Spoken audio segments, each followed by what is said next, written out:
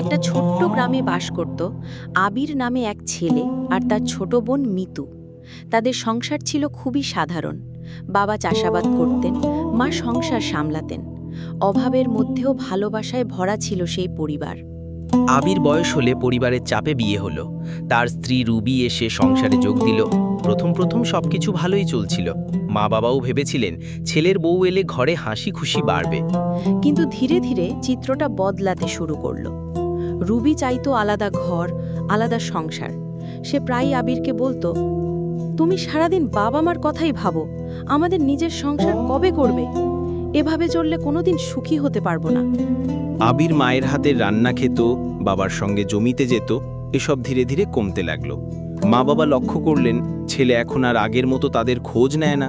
রাতে বসে গল্প করাও যেন ভুলে গেছে। মিতু এসব দেখে কষ্ট পেত। সে বারবার ভাইকে বলতো, ভাইয়া, মা বাবার দিকেও একটু খেয়াল রাখো, তারা তো শুধু তোমার দিকে তাকিয়ে আছে। কিন্তু আবির তখন বউয়ের কথা শুনেই চলত। সে বলতো, মিতু, তুমি বুঝবে না, সংসার সামলানো কত কঠিন। মা বাবা এখনো ভালোই আছেন। একদিন বাবা অসুস্থ হয়ে পড়লেন। ডাক্তার দেখাতে হবে, কিন্তু আবির কাজের অজুহাত দেখিয়ে যেতে পারল না। মিতুই কাঁধে ভর দিয়ে বাবাকে হাসপাতালে নিয়ে গেল। মা চোখের জল মুছতে মুছতে বললেন, যে ছেলেকে মানুষ করলাম, আজ তার কাছে একটু সময়ও চাইতে পারি না। গ্রামের মানুষও এসব দেখে ফিসফিস করতে লাগলো। আবির এখন শুধু বউ নিয়েই ব্যস্ত, মা বাবাকে ভুলে গেছে। এই কথা আবিরের কানে গেলেও সে পাত্তা দিল না। মিতুর মনটা ভীষণ ভেঙে গেল।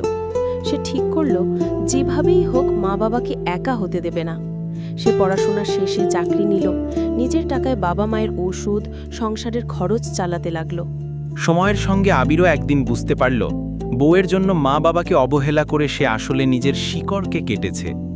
যখন সে বাবা মায়ের পাশে গিয়ে দাঁড়াতে চাইল, তখন অনেক দেরি হয়ে গেছে। বাবা আর নেই, মাও ভীষণ অসুস্থ। মায়ের কণ্ঠে শেষ কথা ছিল, আবির, সংসার গড়ো, কিন্তু বাবা মাকে ভুলে যেও না। এভাবেই একটা সংসারের গল্প শেষ হয়, বেদনায়। শিক্ষা হলো, নিজের সংসার যেমনই হোক, বাবা মাই আমাদের মূল ভিত্তি। তাদের অবহেলা করলে সুখের সংসার কখনো পূর্ণ হয় না।